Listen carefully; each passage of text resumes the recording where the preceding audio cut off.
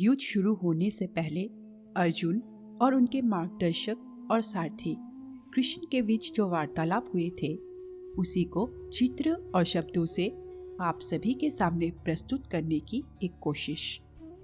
अर्जुन कहते हैं, हे केशव, तुम जानते हो कि मनुष्य जब कोई कर्म करता है तो उस कर्म का कोई कारण होता है, कोई प्रेरक होता है, जिसकी प्रेरणा से मनुष्य कोई कर्म करता है। कोई भावना तो होती है जिस भावना की पूर्ति के लिए मनुष्य अच्छा बुरा कोई भी कर्म करता है।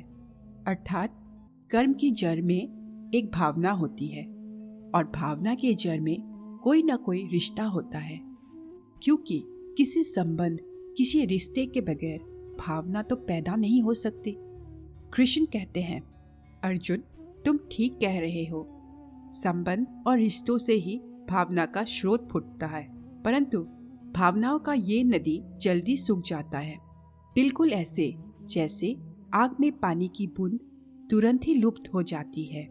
मरने वालों की चिता ठंडी होने से पहले ही रिश्तेदारों की आंखों की आंसू भी सूख जाती है।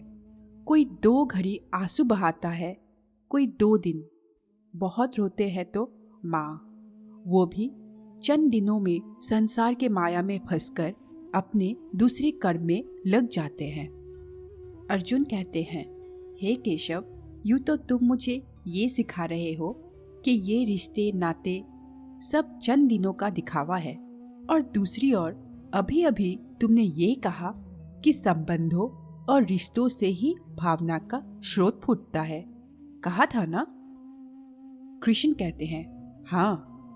अर्जुन कहते हैं, और मैंने ये कहा था कि कर्म करने के लिए किसी न किसी भावना का होना जरूरी है, और भावना के लिए रिश्ते नातों की आवश्यकता है, क्योंकि किसी न किसी रिश्तों के जड़ से ही तो भावना पैदा होती है। इसीलिए यदि मनुष्य सारे रिश्ते तोड़ देंगे, अपनी भावनाओं को त्याग देंगे, तो फिर वो कर्म किसके लिए करेगा? कृष्ण कहते हैं, अपने धर्म के लिए। अर्जुन कहते हैं, धर्म के लिए? कृष्ण कहते हैं, हाँ, अपने धर्म के लिए। अर्जुन कहते हैं, अर्थात धर्म के लिए भावना की आवश्यकता नहीं होती? कृष्ण कहते हैं, नहीं, धर्म के लिए भावना की नहीं, बल्कि अपने कर्तव्य के ज्ञान की आवश्यकता है। इस बात की आवश्यकता होती है कि मनुष्य समझ ले कि उस परिस्थिति में उसका कर्तव्य क्या है। भावना तो कई बार कर्तव्य के रास्ते में आ जाती है, मनुष्य को कमजोर कर देती है। जैसे इस समय तुम्हारी भावनाओं के कारण तुम्हारे मन में जो मोह उत्पन्न हो गया है, वो तुम्हें कर्तव्य के रास्ते से भटका रहा है। इसीलिए शास्त्र कहते हैं कि कर्तव्य भावना से ऊंचा है। अभी तुमने बड़े ज्ञानियों जैसा तर्क दिया कि कर्म के लिए कोई प्रेरणा होनी चाहिए और प्रेरणा के लिए कोई भावना आवश्यक है। ये सारे तर्क मोहजनित है। रिश्ते नातों की मोह ने तुम्हारी बुद्धि को धूलमिल कर दिया है, इसीलिए तुम्हें सत्य दिखाई नहीं दे रहा। इसीलिए इस समय धर्म स्पष्ट दिखाई नहीं देता। अर्जुन कहते हैं, धर्म क्या है? धर्म की व्याख्या क्या है? इस बात का निर्णय कौन करता है? हे मधुसूदन, वो कौन है जो धर्म का विधान बनाता है? कृष्ण कहते हैं, हे अर्जुन, हर प्राणी अपने धर्म का विधान स्वयं बनाता है। अर्जुन कहते हैं, मैं समझा नहीं केशव। कृष्ण कहते हैं, देखो पार्थ, धर्म का जो विधान जो किसी दूसरे ने बनाया हो, वो तुम्हारा धर्म नहीं हो सकता। तुम्हारा धर्म वही है जिसे तुमने स्वयं बनाया हो, जिसे तुम्हारे आत्मा ने स्वीकार किया हो। धर्म व्यक्तिगत चीज है जिसका फैसला व्यक्ति को स्वयं करना पड़ता है। अर्जुन कहते हैं, मैं अभी नहीं समझा केशव। कृष्ण कहते हैं, देखो पार्थ, मैं एक उदाहरण देके समझाता हूँ। किसी के गांव पर डाकू हमला करके गांव के लड़कियों का अपहरण कर रहा है।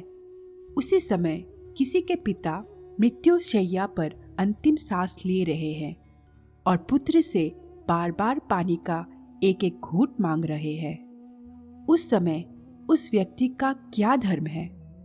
वो मरते हुए पिता के कंठ में अंतिम समय गंगा जल की बूंद बूंद टपकाता हुआ अपने पुत्र धर्म का पालन करे, या उसकी गांव की लड़कियों पर जो संकट आ गया है उनकी रक्षा के लिए तलवार उठाकर उन डाकुओं का मुकाबला करे, अगर आवश्यक हो तो जान भी देकर अपने गांव की इज्जत बचाए।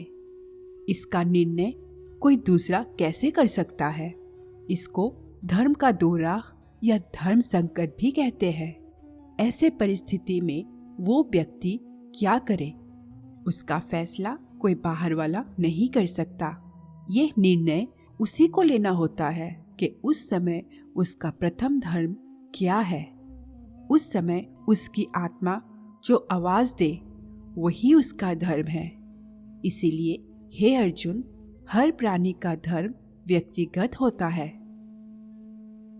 महादेव कहते हैं, वाह प्रभु वाह।